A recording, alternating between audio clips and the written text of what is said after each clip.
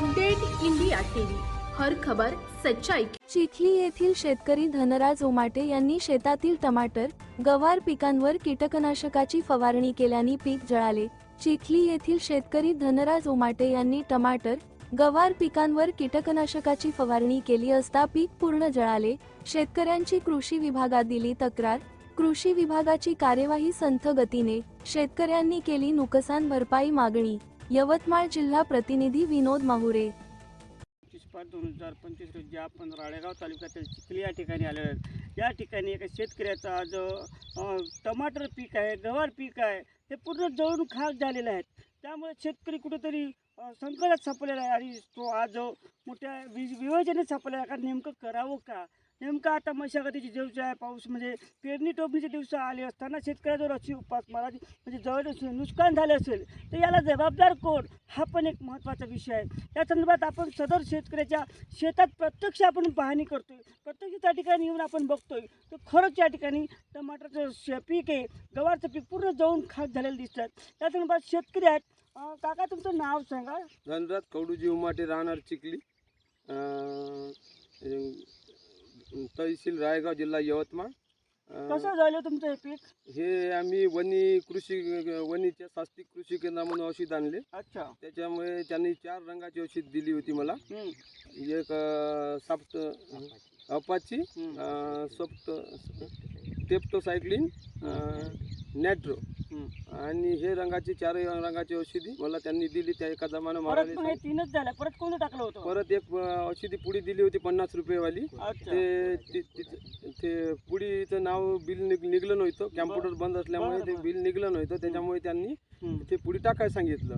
मी नंतर त्यांना सांगितलं, फोन केलता का बा माझं पिकाचं नुकसान कसं का बा 2 दिवसातच माझा प्लॉट वारला बा। सांगा आता तुम्ही जे स्प्रे केला बरोबर आहे, स्प्रे केल्यानंतर किती दिवसापासून तुमचं जळणं सुरू झालं पीक? माझं दुसऱ्या दिवसापासून 2 दिवसाच्या 3 दिवस, तिसऱ्या दिवशी माझं पीक चिमणं चालू झालं, जळणं सुरू झालं। आणि मग हे पूर्ण किती दिवसानं झाले? हे 8 दिवसात पूर्ण राख झालं। अच्छा, या संदर्भात जेव्हा तुमचं पीक पूर्ण जळलं, टमाटर पीक आहे, गवार पीक आहे, पूर्ण जळल्यानंतर तुम्ही सदर कृषी अधिकाऱ्याला कुठल्या संदर्भात तक्रार दिली आहेत का? कृषी अधिकारी राळेगाव यांना मी तक्रार, जोशी साहेब आणि पाटील मॅडम कृषी अधिकारी यांना तक्रार दिली। हे 8 दिवसानं नंतर माझ्या शेतात आले विस्तार अधिकारी आणि कृषी अधिकारी यांनी सांगितलं, पंचनामा केला, किती दिवस झाले मोजमाप केलं शेताचं, म्हणजे यांचं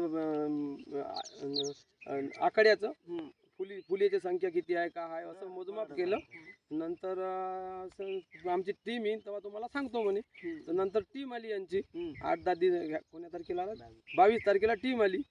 22 तारखेला टीम आली, त्यांनी सांगितलं का टीममध्ये पूर्ण सायंटिस्ट लोक, आपले कृषी अधिकारी लोक,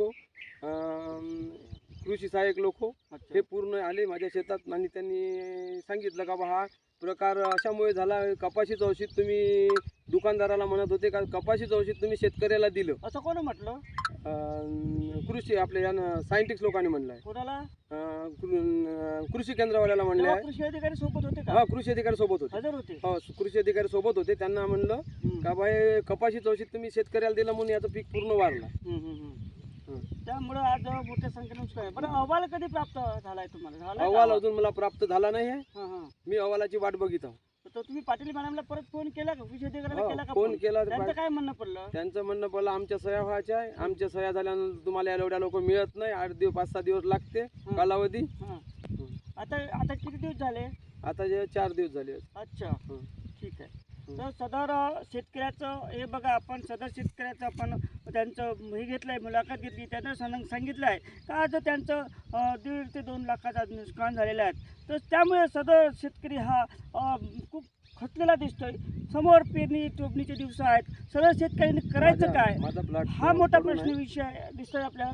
त्यामुळे संदर्भात जे कृषी अधिकारी आहेत, जे संदर्भीय अधिकारी आहेत, त्या संदर्भाने सगळ्या अधिकाऱ्यांनी दखल घेऊन कंपनी काय करता येईल, बरोबर का नाही, कंपनीवर काय करता येईल, सदर शेतकऱ्याला नुकसान भरपाई कशी मिळून तातडीने मिळवता येईल त्यासाठी प्रयत्न करावे आणि सदर शेतकऱ्याला सदर नुकसान भरपाई तातडीने मिळवून द्यावी अशी या शेतकऱ्याच्या अपेक्षा आहेत। अपडेट इंडिया जिल्हा प्रतिनिधी विनोद माहुरे।